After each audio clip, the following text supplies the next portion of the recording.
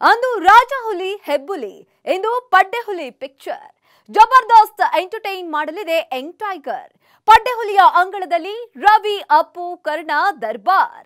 TV5 ನಲ್ಲಿ ಗುರು ದೇಶಪಾಂಡೆ ಸಾರಥ್ಯದ ಪಡ್ಡೆಹುಲಿ ಮಾತುಕತೆ. ಇದುವೇ ಹೊತ್ತಿನ ವಿಶೇಷ. ಪಡ್ಡೆಹುಲಿ ಫೀವರ್. ರಾಜಹುಲಿ ಆಯ್ತು, ಹೆಬ್ಬುಲಿ ಬಂದು ಸೂಪರ್ ಹಿಟ್ ಆಯ್ತು. ಈಗ ಪಡ್ಡೆಹುಲಿಯ ಆರ್ಭಟ ಆರಂಭವಾಗುವ ಸಮಯ. ಹುಲಿ ಬರೋ ಮುಂಚೆ ಹೇಗೆ ಘರ್ಜಿಸ್ಕೊಂಡು ಬರುತ್ತೋ ಹಂಗೆ ಪಡ್ಡೆಹುಲಿ ಸಿನಿಮಾ ಕೂಡ ಹಾಡು, ಟ್ರೈಲರ್, ಪೋಸ್ಟರ್ಸ್, ಸ್ಟಾರ್ಸ್ ಕ್ಯಾಂಪೇನ್ ಇಂದ ಸದ್ದು ಗದ್ದಲ ಮಾಡ್ತಾ ಇದೆ.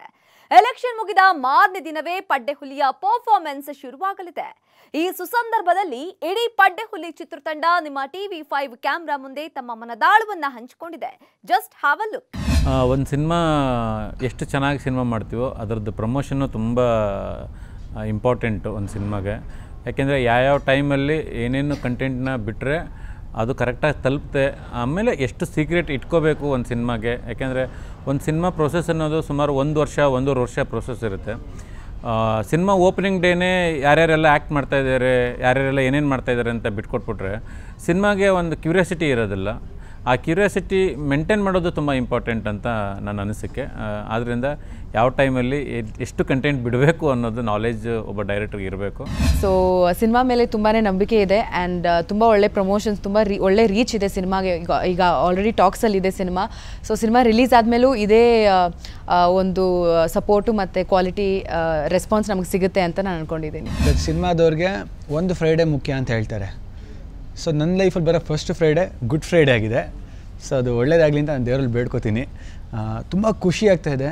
ಸದ್ದು ಮಾಡಿದೆ ಅಂತ ಹೇಳಿದ್ದಕ್ಕೆ ಮೇನ್ ಕಾರ್ಯಕರ್ತರು, ಇದಕ್ಕೆ ಮೇನ್ ಪರ್ಸನ್ ರೆಸ್ಪಾನ್ಸಿಬಲ್ ಈ ಸಿನಿಮಾಗೆ ಟೇಕ್ ಆಫ್ ಆಗೋಕ್ಕೆ ನನಗೆ ಲೈಫ್ ಕೊಟ್ಟಿದ್ದಂಥ ನನ್ನ ಪ್ರೊಡ್ಯೂಸರ್ ರಮೇಶ್ ರೆಡ್ಡಿ ಅವರು, ತೇಜಸ್ವಿನಿ ಎಂಟರ್ಪ್ರೈಸಸ್ ರಮೇಶ್ ರೆಡ್ಡಿ. ಯಾಕಂದ್ರೆ ಹೊಸಬನ ಮೇಲೆ ಒಂದು ದೊಡ್ಡ ಬಜೆಟ್ ಸಿನಿಮಾ ಮಾಡಿ ಒಂದು ದೊಡ್ಡ ಸ್ಟಾರ್ ಕ್ಯಾಸ್ಟ್ನ ಒದಗಿಸಿ ಕೊಟ್ಟಿರೋದು ಅವರೇ. ಸೊ ಜೊತೆಗೆ ಗುರು ದೇಶಪಾಂಡೆ ಅವರು ತುಂಬ ಒಳ್ಳೆ ಮ್ಯೂಸಿಕ್ ಅಥವಾ ಒಳ್ಳೆ ಡೈರೆಕ್ಷನ್ ಮಾಡಿದ್ದಾರೆ. ನಾ ತುಂಬ ಹೊಸಬ ಬಸ್ಸು ಚಿತ್ರದುರ್ಗದಲ್ಲಿ ಕೋಟೆ ಮೇಲೆ ಶೂಟ್ ಮಾಡಿದ್ವಿ. ಆ ಕೋಟೆ ಮೇಲೆ ಸುಮಾರು ಒಂದು 200 ಜನ ಡ್ಯಾನ್ಸರ್ಸು, ಒಂದು 200 ಜನ ಜೂನಿಯರ್ಸು, ಆಮೇಲೆ ಎಲ್ಲ ಜೂನಿಯರ್ಸ್ ಕೈಯಲ್ಲೂ ಸೆಟ್ ಪ್ರಾಪರ್ಟಿಗಳು, ಈ ಥರದನ್ನೆಲ್ಲ ಅಷ್ಟು ದೊಡ್ಡ ವಿಜುವಲ್ಲಾಗಿ ಥಿಂಕ್ ಮಾಡ್ತಾರೆ ಒಬ್ಬ ಡೈರೆಕ್ಟ್ರು. ಅದನ್ನು ಕೊಡಬೇಕು ಅಂತಂದರೆ ಅದಕ್ಕೆ ಸಾಕಷ್ಟು ದುಡ್ಡು ಖರ್ಚಾಗುತ್ತೆ, ಟೈಮ್ ಖರ್ಚಾಗುತ್ತೆ. ಒಬ್ಬರಾಗ ನಾವು ತುಂಬ ಚೆನ್ನಾಗಿ ಕಷ್ಟಪಟ್ಟು ಇಷ್ಟಪಟ್ಟು ಮಾಡಿದ್ದೀವಿ ಪಿಕ್ಚರ್ ಅಂತೂ. ಎಲ್ಲರೂ ಅಷ್ಟೇ, ನಮ್ಮ ಡೈರೆಕ್ಟ್ರಿಂದ ಹಿಡಿದು, ನಮ್ಮ ಹೀರೋಯಿನ್ನ ಹಿಡಿದು ಆಮೇಲೆ ನಮ್ಮ ಮಂಜಣ್ಣ ತುಂಬ ಸಪೋರ್ಟ್ ಮಾಡಿದ್ದಾರೆ. ಐ ಥಿಂಕ್ ಅದು ಗುರು ಸರ್ದೊಂದು ಒಂದು ಒಳ್ಳೆ ಕ್ವಾಲಿಟಿ ಅನಿಸುತ್ತೆ. ಅವ್ರದ್ದು ಯಾವುದೇ ಸಿನಿಮಾ ಮಾಡಿದ್ರು ಅವರು ಸಿನಿಮಾ ಮಾಡಿದ್ಮೇಲೆ ಪ್ರಮೋಷನ್ ಮಾಡಲ್ಲ. ಸಿನಿಮಾ ಶುರು ಮಾಡೋದ್ರಿಂದ ಕೊನೆವರೆಗೂ, ರಿಲೀಸ್ ಆಗೋವರೆಗೂ ಸುದ್ದಿ ಮಾಡ್ತಾನೆ ಇರುತ್ತೆ. ಅದು ನಮ್ಮಂಥ ಆರ್ಟಿಸ್ಟ್ಗೆ ಒಂದು ಅಡ್ವಾಂಟೇಜ್ ಆಫ್ ಕೋರ್ಸ್. ಈ ಲುಕ್ಕು, ಇದೊಂದು ರಾಕ್ ಸ್ಟಾರ್ ಲುಕ್, ಇದೊಂದು ಮಜಾ ಕೊಡ್ತಾರೆ. ಸೊ ಜೊತೆಗೆ ಇದೆಲ್ಲದಕ್ಕೂ ನಾವೆಲ್ಲ ಏನು ಮಾಡಿದ್ರು ಮೇನ್ ಪಿಲ್ಲರ್ಸ್ ಅಂತ ಹೇಳಿದ್ರೆ ಮೂವಿಗೆ ನಮ್ಮ crazy star V Ravichandran sir ತಂದೆ ಪಾರ್ಟಿದ್ದಾರೆ, ಹಾಗೂ ರಕ್ಷಿತ್ ಶೆಟ್ಟಿ ಅವ್ರು ಗೆಸ್ಟ್ ಅಪಿಯರೆನ್ಸ್ ಮಾಡ್ತಾರೆ, ಅಪ್ಪು ಸರ್ ಅವ್ರಿಗೆ ಗೆಸ್ಟ್ ಅಪಿಯರೆನ್ಸ್ ಮಾಡಿದ್ದಾರೆ. ಸೊ ಇವರೆಲ್ಲ ಮಾಡಿರಿ, ಅವ್ರಿಗೆ ಥ್ಯಾಂಕ್ ಯು. ಅವ್ರು ಇರೋದಕ್ಕೆ ಇಷ್ಟು ಸೌಂಡ್ ಆಗ್ತಾರೆ ಅಂತ ನಾನು ಹೇಳಿ ತುಂಬ ಖುಷಿ ಪಡ್ತೀನಿ. ಏನು ಗುರು ದೇಶಪಾಂಡೆ ಅವ್ರದ್ದು ಎಲ್ಲ ಸಿನಿಮಾಗಳಲ್ಲೂ ಮಾಡ್ತೀನಿ. ಸೊ ಅವ್ರದ್ದು ಒಂದೊಂದು ಚಿತ್ರದಲ್ಲೂ ಒಂದೊಂದು ಬೇರೆ ಪಾತ್ರಗಳಿರುತ್ತೆ. ಇದರಲ್ಲೇನು ಲೆಕ್ಚರ್ ಕ್ಯಾರೆಕ್ಟರ್ ಮಾಡಿದ್ದೀವಿ. ಇಲ್ಲ, ಎಲ್ಲ ಫ್ರೆಂಡ್ಸೇ ಆಗಿರ್ತೀವಿ. ಅವರಿನ್ನ ಸ್ಟೂಡೆಂಟ್ ಆಗಿರ್ತಾರೆ, ಬಟ್ ನಾನು ಲೆಕ್ಚರರ್ ಆಗ್ಬಿಟ್ಟಿರ್ತೀನಿ. ಸೊ ಫ್ರೆಂಡ್ಸ್ ಆಗಿದ್ದವನು ಒಬ್ಬ ಲೆಕ್ಚರ್, ಒಬ್ಬರು ಸ್ಟೂಡೆಂಟ್ ಇದ್ರೆ ಯಾವ ಥರ ಇರುತ್ತೆ ಹಂಗಿದೆ ನಾನು. ಸೊ ನಮ್ಮ ಸಾಂಗ್ಸು, ಆಮೇಲೆ ನಮ್ಮ ಲ್ಯಾಂಗ್ವೇಜ್ ಎಷ್ಟು ಪಾಪ್ಯುಲರ್, ಆಮೇಲೆ ಇವಾಗ ಇಂಗ್ಲೀಷ್ ಅಂತ ಅಂದರೆ ಮ್ಯೂಸಿಷಿಯನ್ ಆಗಬೇಕು ಅಂತ ಹೊರಟವನಿಗೆ ಎಲ್ಲರೂ ಇಂಗ್ಲೀಷ್ ಹಾಡುಗಳು ಕೇಳ್ತಿರ್ತಾರೆ. ಸೊ ಇಂಗ್ಲೀಷೇ ಎಲ್ಲ, ಕನ್ನಡದಲ್ಲೂ ನಾವು ಒಳ್ಳೆ ರಾಕ್ ಮ್ಯೂಸಿಕ್ಕು, ವೆಸ್ಟರ್ನ್ ಮ್ಯೂಸಿಕ್ ಮಾಡಬೇಕು ಅಂತ ಹೊರಟಿರೋ ಒಂದು ಕತೆ ಇದು. ನಿನ್ನ ಪ್ರೇಮದ ಪರಿಯ ನಾನರಿಯೇ ಕನಕಾಂಗಿ ಅಂತ ಒಂದು ಸಾಂಗ್ ಬರುತ್ತೆ. ಒಂದು ಗ್ರೌಂಡಲ್ಲಿ ಸುಮಾರು ಒಂದು 4 ದಿನ ಒಂದು 10,000 ಜನ ಜೂನಿಯರ್ಸ್ನ ಇಟ್ಕೊಂಡು ಫುಲ್ ಒಂದು ಸ್ಟೇಜ್ನ ಕ್ರಿಯೇಟ್ ಮಾಡಿ, ಒಂದು ಈವೆಂಟ್ ಸ್ಟೇಜ್ನ ಕ್ರಿಯೇಟ್ ಮಾಡಿ ಶೂಟ್ ಮಾಡಿದ್ವಿ. ಒಂದು ಚೂರಾಗಿದೆ ಅಂತ ಒಂದು ಸಾಂಗ್ನ ಫುಲ್ ಸೆಟ್ ಹಾಕಿ, ನಮ್ಮ ತೆಲುಗು ಜಾನಿ ಮಾಸ್ಟ್ರು, ಕನ್ನಡದಲ್ಲಿ ರಾಜ್ಕುಮಾರ್ ಸಿನಿಮಾಗೆ ಅಪ್ಪು ಡ್ಯಾನ್ಸ್ ಅಂತ ಮಾಡಿದರು ಅವರು. ಆ ಥರದನ್ನೆಲ್ಲ ಎಕ್ಸ್ಪೆನ್ಸಿವ್ 10 ಹಾಡುಗಳಿಗೆ ಮಾಡಿರೋದಕ್ಕೆ ತುಂಬ ದೊಡ್ಡ ಬಜೆಟ್ಟು. ಕ್ಲೈಮ್ಯಾಕ್ಸ್ ಸಾಂಗ್ ಇರ್ಬೋದು ಅಥವಾ ಪ್ರೀತಿ ಸಾಂಗ್ ಇರ್ಬೋದು, ಎಲ್ಲದರಲ್ಲೂ ನೆನಪಾಗಿ ನಾನು ಇರ್ತೀನಿ. ಬಟ್ ನಾನು ಕಾಣಿಸ್ಕೊಳ್ಳೋದು ಅದು 4 ಸಾಂಗ್ಸಲ್ಲಿ ಕಾಣಿಸ್ಕೊತೀನಿ. ಆ್ಯಂಡ್ ಐ ಥಿಂಕ್ ನನಗೆ ಫಸ್ಟ್ ಟೈಮ್ ಒಂದು ಡಿಫ್ರೆಂಟ್ ಲುಕ್ಕಲ್ಲಿ ಗುರು ಸರ್ ನನ್ನ ಚೂರಾಗಿದೆ ಅಂತ ಒಂದು ಸಾಂಗಲ್ಲಿ ತೋರಿಸಿದ್ದಾರೆ. ಅದಕ್ಕಂತೂ ತುಂಬಾ ಡಿಫ್ರೆಂಟ್ ರೆಸ್ಪಾನ್ಸ್ ಬಂತು ನನಗೆ. ಇಲ್ಲ, ನಮಗೂ ಅಷ್ಟೇ, ಕಥೆನೂ ಚೆನ್ನಾಗಿರಬೇಕು, ಒಳ್ಳೆ ಫಿಲಮ್ ಕೊಡಬೇಕು ಅಂತ, ಒಳ್ಳೆ ಫಿಲಮ್ ಮಾಡಬೇಕು ಅಂತ. ನಮಗೆ ನಮ್ಮ ಪುಣ್ಯ ಏನಂತ ಹೇಳಿದ್ರೆ, ನಮಗೆ ಪುನೀತ್ ಸಾರ್ ನಮಗೆ ಇಷ್ಟೊಳ್ಳಿದೆ, ರಕ್ಷಿತ್ ಸಾರ್ ಇದ್ದಾರೆ, ರವಿಚಂದ್ರನ್ ಸಾರ್ ಇದ್ದಾರೆ, ಸುಧಾ ಮ್ಯಾಮ್ ಇದ್ದಾರೆ, ಅಂದಾಗ ಒಳ್ಳೆ ಸ್ಟಾರ್ ಕ್ಯಾಸ್ಟ್ ಹಾಕ್ಕೊಂಡು ಮಾಡಿದ್ದೀವಿ, ಒಳ್ಳೆ ಫಿಲಮ್ ಮಾಡಿದ್ದೀವಿ. ಒಂದು ಒಳ್ಳೆಯ ಪಾತ್ರ. ಇದಕ್ಕೆ ನಾನು ಡೈರೆಕ್ಟರ್ ಸರಿಗೆ ಋಣಿಯಾಗಿರ್ತೀನಿ. ಯಾಕೆಂತಂದರೆ ಫಸ್ಟ್ನೇ ಸಲ ಉತ್ತರ ಕರ್ನಾಟಕ ಭಾಷೆ ಮಾತಾಡಿದ್ದೀನಿ. ಗಂಡು ಮೆಟ್ಟಿದ ನಾಡು ತುಂಬ ಚೆನ್ನಾಗಿದೆ, ಮಜವಾಗಿದೆ. ಇದರಲ್ಲಿ ಏನಂತಂದರೆ ನಾನು ಹೀರೋ ಬ್ಯಾಚ್ಮೆಂಟು ಅವ್ರು ಒಂದೇ ಸೆಕ್ಷನ್ ಅಲ್ಲ, ಹೀರೋಯಿನ್ನು ನಾನು ಒಂದು ಸೆಕ್ಷನ್ನು, ಹೀರೋ ಮತ್ತು ಅವ್ರ ಫ್ರೆಂಡ್ ಒಂದು ಸೆಕ್ಷನಲ್ಲಿರುತ್ತೆ. ನನ್ನ ಕಡೆಯಿಂದ ಹೀರೋಯಿನ್ ಕ್ಯಾಚ್ ಹಾಕೊಳ್ಳೋಕ್ಕೆ ಹೀರೋ ಭಯಂಕರ ಇದು ಮಾಡಿ ನನ್ನ ಫ್ರೆಂಡ್ ಮಾಡ್ಕೊಂಡು ಆ ಥರ ಅದರೊಳಗೆ ಇರೋವಂಥ ತರಲೆ ತುಂಟಾಟಗಳು ಸಖತ್ ಮಜವಾಗಿ ಮೂಡಿಬಂದಿದೆ. ತುಂಬ ಅದ್ಭುತವಾಗಿ ಬಂದಿದೆ, ಖುಷಿ ಕೊಡ್ತಿದೆ. ಒಂದು 10 ಹಾಡುಗಳಿದ್ದಾವೆ ಒಂದು ಸಿನಿಮಾದಲ್ಲಿ ಅಂತಂದಾಗ ಒಂದು ಹಾಡದಿಂದ ಇನ್ನೊಂದು ಹಾಡು ಬೇರೆ ಥರದ್ದೇ ಯೋಚನೆಯಲ್ಲಿರಬೇಕು, ಬೇರೆ ಮೂಡಲ್ಲೇ ಇರಬೇಕು. ಯಾಕೆಂದರೆ 10 ಹಾಡುಗಳಿದ್ದಾಗ ಏನಾಗುತ್ತೆ ಅಂದರೆ ಒಂದೇ ಥರದ್ದು ಸಾಂಗ್ಗಳು ಆಗ್ಬಿಡೋ ಒಂದು ಭಯ ಇರುತ್ತೆ. ಎಲ್ಲ ಒಂದೇ ಥರ ಸೌಂಡಿಂಗ್ ಕೇಳಿಸುತ್ತೆ, ಒಂದೇ ಥರ ಟ್ಯೂನ್ ಇದೆ, ಒಂದೇ ಥರ ಸಾಹಿತ್ಯ ಇದೆ ಅನ್ನೋ ಒಂದು ಭಯ ಮತ್ತು ಅಂಜಿಕೆ ನನಗೂ ಇತ್ತು ಬಿಗಿನಿಂಗಲ್ಲಿ. 10 ಹಾಡುಗಳು ಹೇಗೆ ಮಾಡೋದು ಅನ್ನೋದು. ಅದರಲ್ಲಿ ನಮ್ಮ ಅದೃಷ್ಟಕ್ಕೂ ಮತ್ತು ಇದಕ್ಕೂ ಏನಾಯಿತು ಅಂತಂದರೆ 5 ಕಮರ್ಷಿಯಲ್ ಹಾಡುಗಳನ್ನು ಮಾಡಿ ಇನ್ನು 5 ಹಾಡುಗಳು ಅಂದರೆ ಒಬ್ಬ ಹೀರೋ ಮ್ಯೂಸಿಕ್ ಜರ್ನಿ ಸ್ಟಾರ್ಟ್ ಆಗುತ್ತಲ್ವ, ಆ ಜರ್ನಿ ಸ್ಟಾರ್ಟ್ ಆದಾಗ ಅವನಿಗೆ ಒಂದು ಇನ್ಸ್ಪೈರ್ ಆಗೋ ಥರದ್ದು ಒಂದು ಪಾತ್ರ ಯಾರು, ನಮ್ಮ ರವಿ ಸರ್. ಅವರು ರವಿಚಂದ್ರನ್ ಅವರು ಹೀರೋ ಫಾದರ್ ಆಗಿ ಇದರ ಕನ್ನಡ ಪ್ರೊಫೆಸರ್ ಆಗಿ ಲೀಡ್ ಮಾಡ್ತಾಯಿದ್ದಾರೆ. ನನಗೆ ತುಂಬ ಇಷ್ಟವಾಗಿರೋ ಹಾಡು ಬಂದು ನಾನು ತುಂಬ ಹೊಸಬ ಬಾಸು. ಸಿನಿಮಾ ಸ್ಟಾರ್ಟ್ ಆಗಿ ಐ ಥಿಂಕ್ ಆ್ಯಕ್ಚುಲಿ ಆ ಸಾಂಗ್ ಶೂಟಲ್ಲಿ ನಾನು ಇರಲಿಲ್ಲ, ಸೊ ಆ ಸಾಂಗ್ ಬಗ್ಗೆ ನಂಗೆ ಗೊತ್ತಿರಲಿಲ್ಲ. ಬಟ್ ರಿಲೀಸ್ ಆದಮೇಲೆ ನಾವು ಫಸ್ಟ್ ನೋಡಿದಾಗ I think I fell in love with a song. ಎಷ್ಟು ಆ ಸಾಂಗ್ ಕೇಳೋದಕ್ಕಾಗಿರ್ಬೋದು ಆ್ಯಂಡ್ ಯುನೋ ಅದು ಲಿರಿಕ್ಸ್ ಆಗಿರ್ಬೋದು ಅಥವಾ ವಿಜುವಲಿ ಎಷ್ಟು ದೊಡ್ಡ ಕ್ವಾಲಿಟಿ ಇದೆ ಆ ಸಾಂಗ್ಗೆ. ಸರ್ 100% ಸತ್ಯ. ಯಾಕೆಂದರೆ ಡ್ಯಾಡಿ ದಿನ ನಾನು ಡಿಸ್ಕಸ್ ಮಾಡ್ತಾಯಿದ್ದೆ ನೆಕ್ಸ್ಟ್ ಸ್ಕ್ರಿಪ್ಟ್ಗೆ. ನಾನು ಡ್ಯಾಡಿ ಥರ ಮಾತಾಡ್ತಿರ್ತೀನಿ, ಅಂದರೆ ಯಾವಾಗಲೂ ಪೈಪೋಟಿ ನಡೀತಾ ಇರ್ತಾರೆ ನಮ್ಮ ಮಧ್ಯ. ಅವ್ರು ಹಿಂಗೆ ಮಾಡೋದು, ಇಲ್ಲ ಡ್ಯಾಡಿ ನಾನು ಹಿಂಗೆ ಬೇಕು ಅಂತ ಹೇಳ್ತೀನಿ. ಸೊ ಅವಾಗ ಒಂದು ರಿಯಲೈಸ್ ಆಗುತ್ತೆ, ಎಷ್ಟೆಲ್ಲ ನಾನು ಫಸ್ಟ್ ಸಿನಿಮಾಲಿ ಸಿಕ್ಕಿದ್ದೆಲ್ಲ, ಎಷ್ಟು ಲಕ್ಕಿ ನಾನು ಅನ್ಸುತ್ತೆ. ಯಾಕಂದರೆ ಒಂದು ರವಿ ಸರ್ನ ಫಾದರಾಗಿ ಮಾಡಿಸೋದು ಆರ್ಡಿನರಿ ಅಲ್ಲ ಸರ್. ಸೊ ಜೊತೆಗೆ ರಕ್ಷಿತ್ ಅವ್ರು ಬಂದು ಗೆಸ್ಟ್ ಅಪಿಯರೆನ್ಸ್ ಮಾಡ್ತಾ ಇರ್ತಾರೆ, ಅಪ್ಪು ಸರ್ ಬಂದು ಗೆಸ್ಟ್ ಅಪಿಯರೆನ್ಸ್ ಮಾಡ್ತಾರೆ. ಅವ್ರಿಗೆಲ್ಲ ನೆಸೆಸಿಟಿನೇ ಇಲ್ಲ ಬಂದು ಬೇರೆ ಫಿಲಮ್ ಗೆಸ್ಟ್ ಅಪಿಯರೆನ್ಸ್ ಮಾಡೋದು. ಸೊ ಯಾರೋ ಒಬ್ಬರು ಹೊಸೊಬ್ರು ಬಂದು ಸಪೋರ್ಟ್ ಮಾಡಿ ನಮ್ಮ ಹುಡುಗ ಬೆಳೀಲಿ ಅಂತ ಮಾಡ್ತಾರಲ್ಲ, ಐ ಥಿಂಕ್ ತುಂಬ ಖುಷಿ ಆಯ್ತು. ನಾನು ತುಂಬ ಲಕ್ಕಿ ಅಂತ ಇವತ್ತಿನ ದಿವಸಕ್ಕೆ ಅನ್ನಿಸ್ತದೆ. ಪ್ರೇಮಲೋಕ ಚಿತ್ರಕ್ಕೂ ಈ ಗುರು ದೇಶಪಾಂಡೆ ನಿರ್ದೇಶನದ ಪಡ್ಡೆಹುಲಿ ಚಿತ್ರಕ್ಕೂ ಒಂದಷ್ಟು ಮ್ಯಾಚಿಂಗ್ ಇದೆ. ಪ್ರೇಮಲೋಕದಲ್ಲಿ 13 ಹಾಡುಗಳಿದ್ರೆ ಪಡ್ಡೆಹುಲಿಯಲ್ಲಿ 10 ಹಾಡುಗಳನ್ನ ಪೋಣಿಸಿದ್ದಾರೆ ಅಜ್ಜು. ಸಣ್ಣ ಹುಡುಗ ಹುಡುಗಿಯರಿಂದ ಹಣ್ಣ ಮುದುಕಿಯರ ತನಕ ನೋಡುವ ಸಿನಿಮಾ ಪಡ್ಡೆಹುಲಿ ಎನ್ನುತ್ತಿದೆ ಎಂಟೈರ್ ಚಿತ್ರತಂಡ. ಈ ಪಿಕ್ಚರೇ ಒಂದು ಮಿಡಲ್ ಕ್ಲಾಸ್ ಹುಡುಗನ ಬಯೋಪಿಕ್. ಅಂದರೆ ಒಬ್ಬ ನಾರ್ಮಲ್ ನಮ್ಮಂಥವ್ರ ಜೀವನ, ನಾವೆಲ್ಲ ಮಿಡಲ್ ಕ್ಲಾಸಿಂದ ಬಂದಿರೋರು, ಒಂದು ಹಳ್ಳಿಯಿಂದನೇ ಬಂದಿರೋ ಈ ಥರದ್ದು ಒಬ್ಬ ಹುಡುಗನ ಜೀವನ ಚರಿತ್ರೆ ಇದೆ, ಅಂದರೆ ಬಯೋಪಿಕ್ ಇದೆ.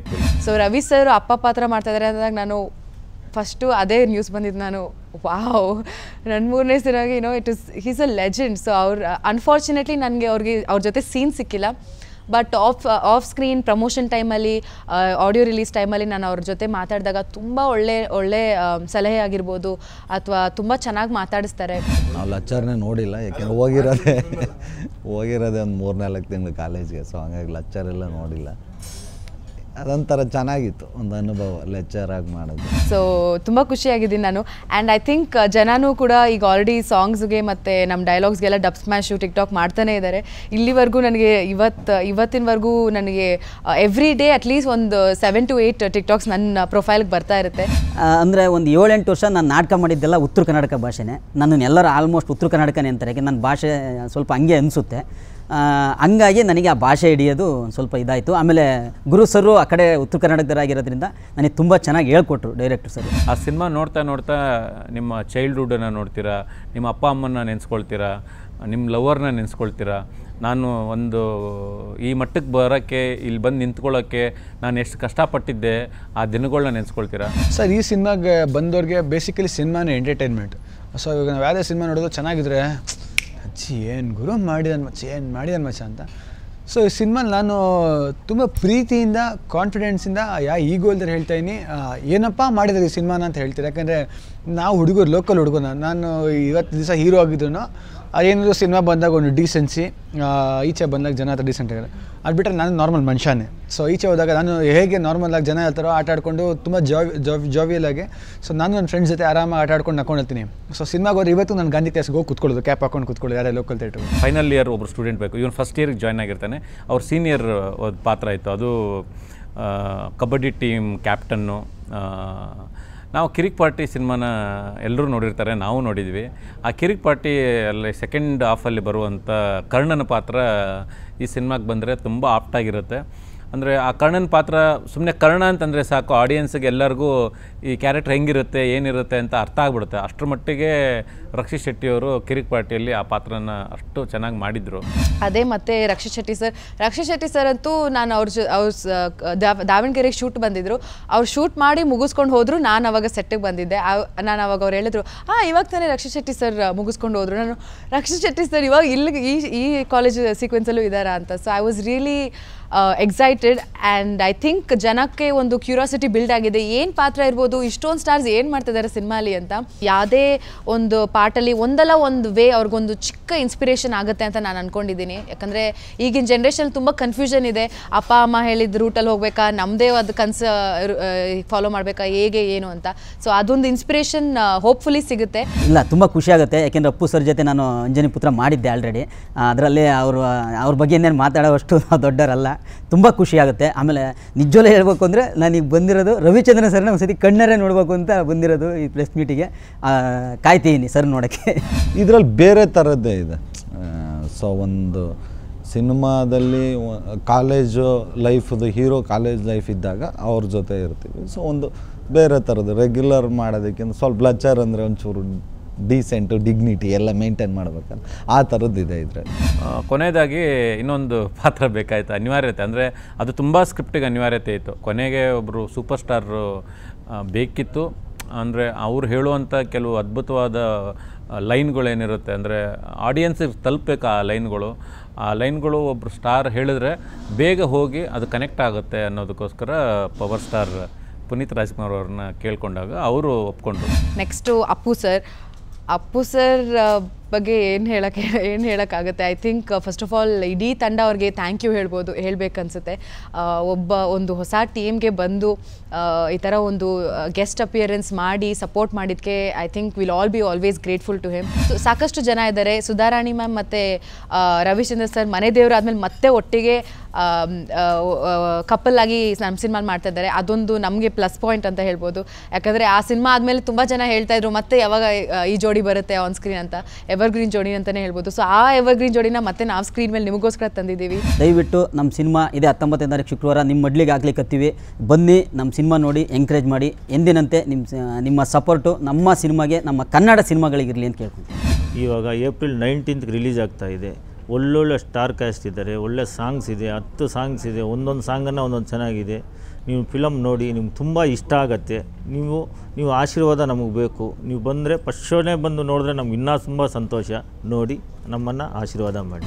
ಮ್ಯೂಸಿಕ್ ಅಂತೂ ತುಂಬ ಅಮೇಝಿಂಗ್ ಆಗಿದೆ. ಸೊ ನಿಮಗೆ ತುಂಬ ಫೀಲ್ ಮಾಡಿ ಕಾಡುತ್ತೆ ಅಂತ ಹೇಳ್ತೀನಿ at the end of the day. ಹಾಗೂ ಮೇನ್ ಥಿಂಗ್ ಏನಕ್ಕೆ ಸಿನಿಮಾ ನೋಡ್ಬೇಕಂದ್ರೆ ನಾವು ಕನ್ನಡಿಗರು ನಮ್ಮ ಕನ್ನಡದ ಜಾನಪದ ಹಾಗೂ ದಾಸರ ಪದಗಳು, ಕವಿಗಳು ಬರೆದಿರೋ ಕವಿತೆಗಳು, ಹಳೆ ಕವಿತೆಗಳು ಅವೆಲ್ಲ ನಾನು ಸ್ಕೂಲ್ ಓದಬೇಕಂದ್ರೆ ನಾನು ಅವಾಗ ಬಸವಣ್ಣವ್ರ ವಚನಗಳು ಅಂಥದ್ದೆಲ್ಲ ಓದಿದ್ದೆ.